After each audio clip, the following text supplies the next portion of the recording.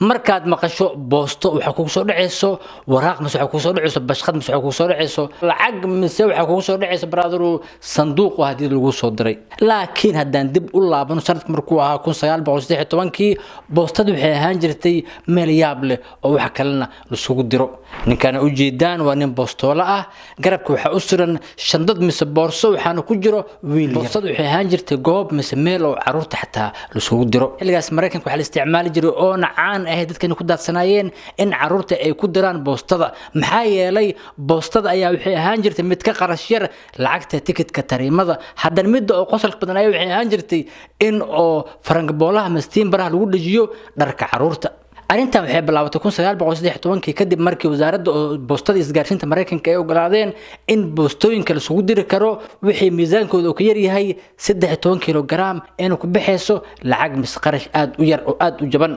markaas ayaa waxay noqotay shacabkii Mareykanka in arintaas ay ku daataan ayna la imaadaan arimo oo yaab leh ayna sameeyaan waxyaabo la yaabo waxay boostada ku diri jireen ukunta iyo digaaga iyo shamiintada kadibna waxay bilaabeen in halkaas ay isugu diraan caruurta sidoo qortay saxiifada New York Times ayaa waxay ahayd markii ugu horeysay arintaas dhacday meesha ka dhacday waxay ahayd gobolka magaciisa la yiraahdo Ohio baadama famil meeshan ay ku kaceen in wiil ay dhaleen oo 12 kilogram aha ay ku direen boostada ayna u direen ayadiisa oo ku nool meel u jirto 3 kilomitir waxaana ku baxday 15 senti iyo $50 oo ahayd insurance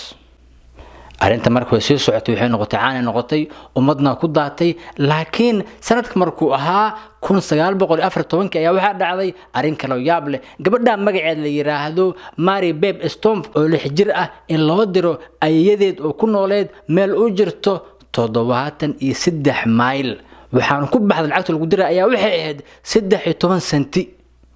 taasi ayaa waxay noqotay arin keento muran oo keento isqabsi waxay noqotay sababtii lagu joojiyay in bani aadan dambe aan isugu dirin boostada